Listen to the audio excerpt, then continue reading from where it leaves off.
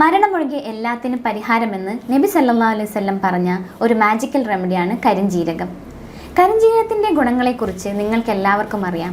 പക്ഷേ ഇന്ന് ന്യൂട്രിഡോക്കിൽ ഒരു മെഡിക്കൽ കണ്ടീഷൻ വെച്ച് കരിഞ്ജീരകം എത്ര അളവിൽ, എത്ര നാൾ, എത്ര ഡോസിൽ കഴിക്കാമെന്ന് നോക്കാം നമുക്കിന്ന് ന്യൂട്രിഡോക്കിലൂടെ. തൈറോക്യുനിൻ എന്ന ആക്റ്റീവ് ഘടകമുള്ള കരിഞ്ജീരകം പാൻക്രിയാസിൽ പ്രത്യേക ആക്ഷനാണ്.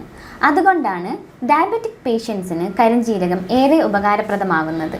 മറ്റ് ഹെർബ്സിൽ നിന്നും വ്യത്യസ്തമായി കരിഞ്ജീരകത്തിനുള്ള പ്രത്യേകത എന്തെന്നാൽ ഡയബറ്റിസ് കൊണ്ടുവരുന്ന കോംപ്ലിക്കേഷൻ, ഡയബറ്റിസ് കൊണ്ട് കിഡ്നിയിലുണ്ടാകുന്ന അസുഖങ്ങൾ അല്ലെങ്കിൽ നേഴ്സിലുണ്ടാകുന്ന അസുഖങ്ങൾക്കെല്ലാം കരിഞ്ജീരകം വളരെ ഫലപ്രദമാണ്. ഒരു പ്രമേഹ രോഗി കരിഞ്ജീരകം കഴിക്കേണ്ടത് എങ്ങനെയെന്ന് വെച്ചാൽ, വറുത്ത് പൊടിച്ച കരിഞ്ജീരകം 1/4 ടീസ്പൂൺ 1/4 ഗ്ലാസ് ചൂടുവെള്ളത്തിൽ ഭക്ഷണം കഴിക്കുന്നതിന് മുമ്പ്, അതുപോലെ തന്നെ രാത്രി ഉറങ്ങുന്നതിന് മുമ്പും കഴിക്കാവുന്നതാണ്.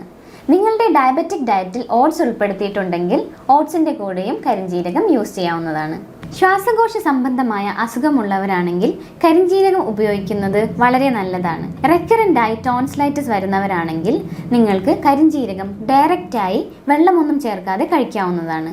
ആസ്മ, അലർജി തുടങ്ങിയ രോഗമുള്ളവരാണെങ്കിൽ നിങ്ങൾ ആവി പിടിക്കുന്ന വെള്ളത്തിൽ 2-3 തുള്ളി കരിഞ്ജീരകത്തിൻ്റെ ഓയിൽ ചേർത്ത് ആവി പിടിക്കുന്നത് നിങ്ങൾക്ക് ആശ്വാസമേകും. ലൈംഗിക ശേഷിക്കുറവുള്ള പുരുഷന്മാർക്ക് സ്പേം കൗണ്ട് കൂട്ടാനും കരിഞ്ജീരകം നല്ലതാണ്. പുരുഷന്മാർ 1 സ്പൂൺ കരിഞ്ജീരകം നാരങ്ങ നീർ ചേർത്ത് ഉറങ്ങുന്നതിന് മുമ്പ് കഴിക്കുക.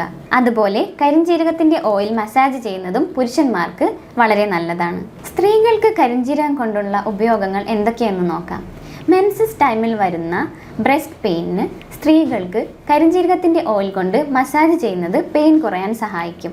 ആർത്തവ സംബന്ധമായ അസുഖമുള്ള സ്ത്രീകളാണെങ്കിൽ നിങ്ങൾ തുല്യ അളവിൽ കരിഞ്ജീരകവും ഉലുവയും ചേർത്ത് കഴിക്കുന്നത് നല്ലതാണ്. വെള്ളപ്പോക്ക് അഥവാ അസ്ഥിയൊരുക്കം കൊണ്ട് ബുദ്ധിമുട്ടുന്നവരാണെങ്കിൽ നിങ്ങൾ കരിഞ്ജീരകം കഴിക്കേണ്ടത് തൈരിൻ്റെ കൂടെയാണ്. 1 സ്പൂൺ കരിഞ്ജീരകമിട്ട് തിളപ്പിച്ച വെള്ളം 3-4 നേരം കുടിക്കുന്നത് പൈൽസ് രോഗമുള്ളവർക്കും മലബന്ധമുള്ളവർക്കും ഗുണപ്രദമാണ്. ഉദര സംബന്ധമായ രോഗമുള്ളവർ, ഗ്യാസ്ട്രിക് അൾസർ കൊണ്ട് ബുദ്ധിമുട്ടുന്നവർക്കും കരിഞ്ജീരകം കഴിക്കുമ്പോൾ തേൻ ചേർത്ത് കഴിക്കുന്നതാണ് ഉത്തമം. വാതരോഗം, സന്ധിവേദന തുടങ്ങിയ രോഗമുള്ളവർക്ക് മസാജ് ചെയ്യുന്ന ഓയിലായും കരിഞ്ജീരകം ഉപയോഗിക്കാം. ചെറുതായി ചൂടാക്കി വേണം നിങ്ങൾ കരിഞ്ജീരകം ഓയിൽ ഉപയോഗിക്കാൻ. വാതരോഗമുള്ളവർ കരിഞ്ജീരകം കുടിക്കേണ്ടത് ആപ്പിൾ സിഡാർ വിനീഗറിൻ്റെ കൂടെയാണ്.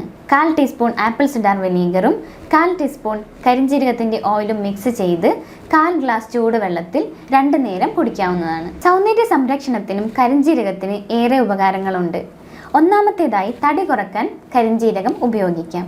തടി കുറയ്ക്കാൻ വേണ്ടി ഉപയോഗിക്കുമ്പോൾ നിങ്ങൾ 2 ടീസ്പൂൺ കരിഞ്ജീരകം തേനിൽ ചാലിച്ച് രാവിലെ വെറും വയറ്റിൽ കഴിക്കാവുന്നതാണ്. മുഖക്കുരുവിന് വേണ്ടിയാണ് കരിഞ്ജീരകം ഉപയോഗിക്കുന്നതെങ്കിൽ കരിഞ്ജീരകത്തിൻ്റെ ഓയിൽ ഉപയോഗിക്കുക.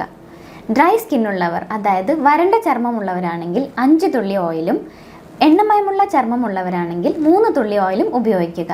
ഓയിൽ മസാജ് ചെയ്ത് കൊടുക്കാതെ മുഖക്കുരു ഉള്ള ഭാഗത്ത് പ്രസ് ചെയ്ത് കൊടുക്കുകയാണ് വേണ്ടത്.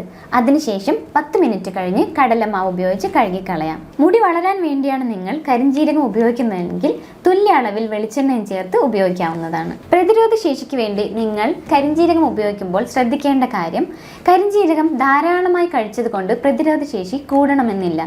പ്രതിരോധ ശേഷിക്ക് വേണ്ടി കഴിക്കുമ്പോൾ നാരങ്ങ നീർ ചേർത്ത് 1/4 ഗ്ലാസ് വെള്ളത്തിൽ എന്നും രാവിലെ കഴിക്കുന്നതാണ് ഏറ്റവും ഉത്തമം.